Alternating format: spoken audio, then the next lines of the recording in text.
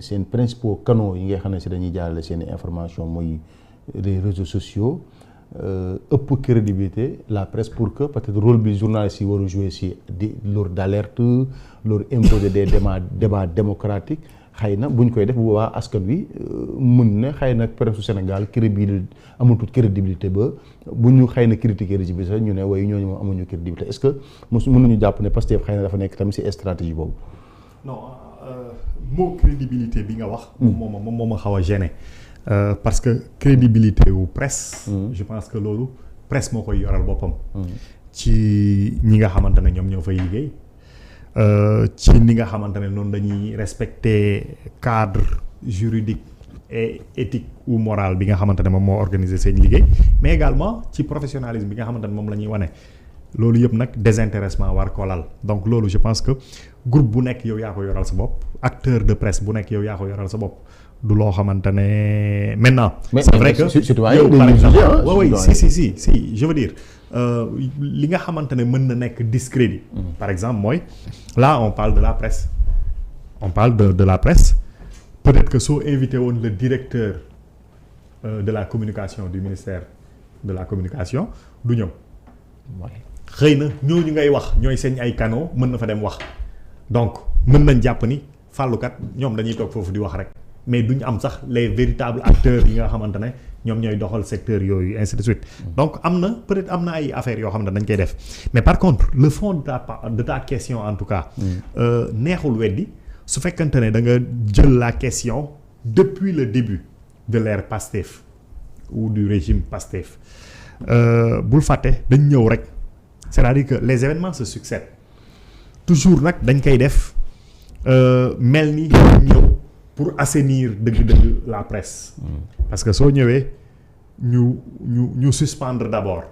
toutes les conventions parce que mën nañu wax ni yenn conventions yi ni ko presse bi doon amee demeewul woon noonu peut-être que dafay am un homme politique bu nekk quelque part di fa liggéey nga koy assurer un service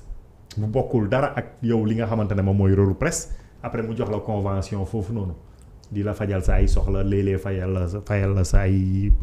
employé yooyu mais donc soo ñëwee suspendre toutes les conventions yi nga xamante ne moom la presse bi doon am ñu ne déetawaay nga ne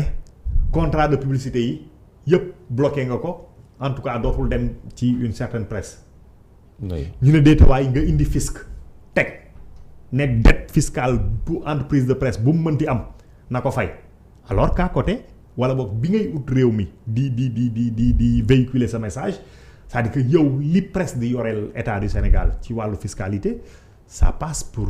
presque insignifiant soo duggee ci entreprise yi nga xamante ne ñi ngi ci mine yi soo duggee ci ñi nga xam dañ leen exonéré non seulement ñu nekk ay yor ay situation de monopole ba pare ñu exonéré leen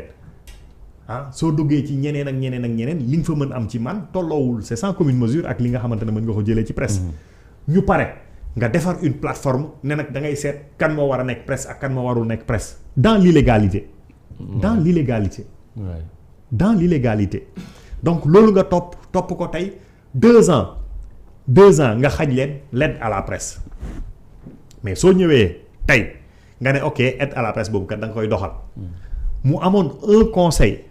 boo xamante ne moom moo doon organiser naka lañ koy doxalee nga ñëw def ko en marge de ce conseil là or conseil bi mais ay textes ñoo ko organiser ñan ñoo koy composer d'abord parce que presse bi dafa war a taxaw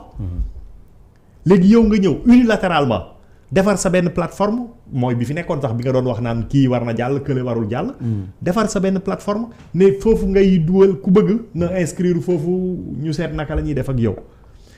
si ajoute que am na ñoo xamante ne ils étaient presse oui. mais mësuñ laal ci aide à la presse mësuñ leen ci boole yow nga ne da nga leen ciy boole RTS dafay jot subvention de l'État dette de l'État bii ñuy wax dette cachée bii ñuy wax mais soo deful ndànk bâtiment RTS bi ñu defar projet bu mag boobu noonu ñu defar bâtiment bi defaraat seen techniquement plateau technique bi ñu relever ko soo deful nag loolu yëpp daf ci bokk état moo ko defal RTS état du loo ko defal yow. on parle d'une dette de 43 milliards mais les 30 RTS waaw loolu c'est la dette fiscale générale. les 30 RSI la ak mais waxuma sax dette fiscale bi. soo génnee dette fiscale bi dama ne RTS su waree investir dëgg-dëgg état mooy ñëw taxaw. moo koy defal oui. n'est-ce pas on se rappelle Racine Kane bi mu am Racine Talla bi muy wax naan dafa dem ci Macky Sall pour défendre ce projet là mais yow loolu mënuloo ko am Walfadjri du ko am TFM du ko am Sen TV du ko am donc dama la bëgg wax ne RTS su amee problème état dafay ñëw ak subvention pour mu équilibrer ses comptes mais loolu ñeneen ñi amuñ ko aide à la presse génn nga ne yow da ngay jox RTS nga ne da ngay jox maison de la presse nga ne da ngay jox xawma kan ak kan ak kan mais ça pose problème ba pare loolu yëpp unilatéralement sans en parler avec les acteurs de la presse. Oui. Il y a un patronat de la presse. Il y a un syndicat des journalistes. Il y a un syndicat de la presse en ligne. ñooñu ñëpp nga ne yow doo wax ak kenn yow daal yow yaay décider dans l'intimité de ton bureau avec tes quelques techniciens nga ñëw bëgg leen ko imposer mais on ne travaille pas pour la presse. Et kenn mënul weddi aujourd'hui objectivement que régime bii dafa ñëw pour faire sa fête à la presse. léegi nag Pape Cheikh dans son développement wax na que am na une presse boo xamante ne peut-être que ils étaient contre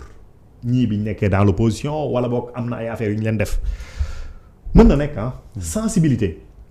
ku nekk am nga sa sensibilité bokkul ak maintenant ni nga xamante ne moom ngay defee sa liggéey am na une presse boo xamante ne bon en tout cas man quand je parle de presse d'abord damay wax ñi nga xamante ne ñoo fi gën a fës c'est-à-dire que soo doon xool 80% de l'activité presse ñoom ñoo ko téye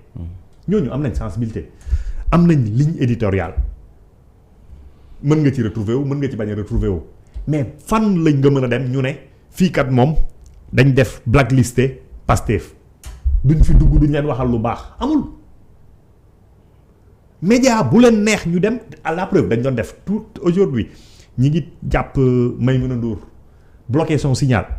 mais Bassirou Diomaye est-ce que am na télé bu mu gën a miin que boobu non je pense Ousmane Sonko rek laa gis koo xamante ne cadre Pastef la mosuma dem fàttaliku ma ko en tout cas. mais def nañ yeneen plateau Ousmane Sonko dem na plusieurs fois à TFM def na fa émission boobu grand format boobu ñuy def par Ramadan am na ay yeneen cadre am yoo xamante ne dem nañ fa demati fa débat lu nekk soo demee Sen TV mais ce combat là. bi ñuy wax Sen TV daf ko porté woon. début combat bi mais bokk na ci li yëngal affaire yi Sen TV. on ne parle pas de Walfadjri mais ki nga xamante ne ñi blacklisté RTS Pastef dëgg-dëgg mooy RTS et pourtant ñoom boycotté wuñu RTS. waaw Pastef. RTS moom boycotté Pastef moom RTS moom dañ boycotté woon Pastef assumé ko ba Ousmane Sonko seppi seen micro sànni. mais biñ faloo dañ jël RTS raxas ba mu set boot rogante ne léegi ñeneen ñi la ñuy xeex. donc lan mooy problème bi léegi nag effectivement Ousmane Sonko soo ko dégloo muy wax yàgg na wax ni et à juste raison Pastef fi mu toll message am fi mu dugg ci masse yi du les médias classiques yi ñoom ñoo ko may. effectivement dañ utiliser bu baax a baax les réseaux sociaux. et loolu noonu warul jeex. mais à un certain moment aujourd'hui soo gisee narratif bi. Pastef aujourd'hui presque ils sont dans la réaction parce que également parce que lu nekk dafa am temps. am na jamono joo xamante ne dañ naan ok ils sont à l'étroit dans les médias classiques wala boog joxuñ leen fa part bi nga xamante ne moom lañ soxla dëgg-dëgg ñu créer seen ay réseaux sociaux créer seen Jotna TV di fa defar seen activité nit ñi di leen di am seen message 5/5 mais aujourd'hui nga am une communication institutionnelle boo war a def mais am na ñoo xamante ne mënuñ ko porter communication institutionnelle dëgg am na ñoo xamante ne mënuñ ko porter moo tax dañ dem ba aujourd'hui soo xoolee espace public bi Pastef ils sont toujours dans la réaction niñ téye woon nga xamante ne ñoo doon impulser ñoo doon donner le ton ñoo doon donner le rythme aujourd'hui ils sont dans la réaction moo tax nga gis opposition bi di xemmaliku moo tax nga gis mu mel ni sax ñoom seen opposition c'est quelques acteurs de la presse c'est quelques acteurs de la presse donc ak lu mënti xew am na lu stratégie Pastef la mais liñ bokk ñun mooy l'état dafa am lu mu yoreel secteur yépp ci organisation ci régulation ci jàppale rawatina nag presse bi parce que fii on peut parler de combat mais comme l'a si bien dit Pape Cheikh combat bu ñu wax amul parti politique bu mën wax ni li ma payé comme tribu ak li ma indi comme apport dans le combat dans les combats pour les alternances pour la démocratie pour les libertés man maa ko ëppale parce que les médias amul clandestinité lañ commencé comme les partis politiques la preuve bëri na tax ay acteurs politiques yoo xamante ne à côté dañu amoon une presse pour di mën a véhiculer seen message donc man dama jàpp au-delà de tout man mënuma wax xam naa jàpp naa ni le ministre Aliou Sall li muy def sooful ñi ko fal muy le premier ministre fii dem ne ku ko wax dara tooñ ko waaw mais dama jàpp ni liñ ko dénk mëtu ko mëneewu ko liñ ko dénk dañ ko yéene ministre dañ ko jox beneen secteur boo xamante ne peut-être que amul activité bu toll ni bu presse wala boog acteurs yi fa nekk tolluñ ni les gens de la presse. si le gouvernement le fait on dira que jafe-jafe bi mu am ak presse bi tax ñu dàq ko te waa dañ naan ko état bi dafa reculer. mais Yacine Fall ñëpp xam nañ ni lim yor dañ dem ba constater que dafa diis ci moom. am na technicité am na xam-xam am na jaar-jaar am na compétence am na intégrité loolu du problème bi ce ministre Aliou Sall également am na loolu yëpp mais jox ko ministre mënoo waxtaan ak benn acteur de la presse. waaw mais depuis 2 ans tension la bu dul jeex. mais loolu Paldi loolu mooy le gouvernement Sénégal bëgg peut-être. waaw loolu dëgg léegi nag dafa des ci. ñu ne ko ñun parce que presse les produits de la presse produits de consommation courante la. donc mën nañ ci wax en tant que citoyen buy consommer produit de la presse mën nañ ci wax en tant qu'acteur des médias man bëgguma boole trop sam bopp ci yéen mais en tant qu'acteur au moins des médias mën nañ ci wax le ministre échoue dans sa politique d'assainissement de la presse nit ñi gisuñ loolu li ñuy gis mooy dafa ñëw pour xeex une certaine presse et parlant de convention lu tax ñu ne loolu la mais Fallou xam nga peut-être Pape Cheikh xam na keneen ak xanaa xam na am na une certaine presse boo xamante ne mais toog nañ fii xuloo ñoo xam ne duñ ay journalistes ay influenceurs ñuy xuloo di wax naan yow da nga ëppal parce que am nga ay nangami convention ay 10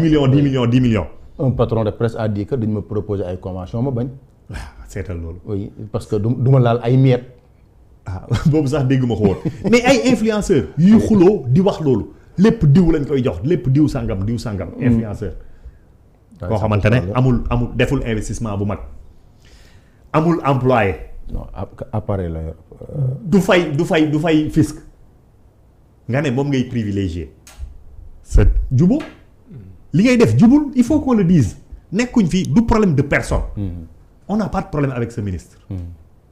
mais li ñuy doxal ci politique en direction de la presse jubul maanduwul. d'accord ok même sur les réseaux sociaux maa ngi gis ñu bëri naan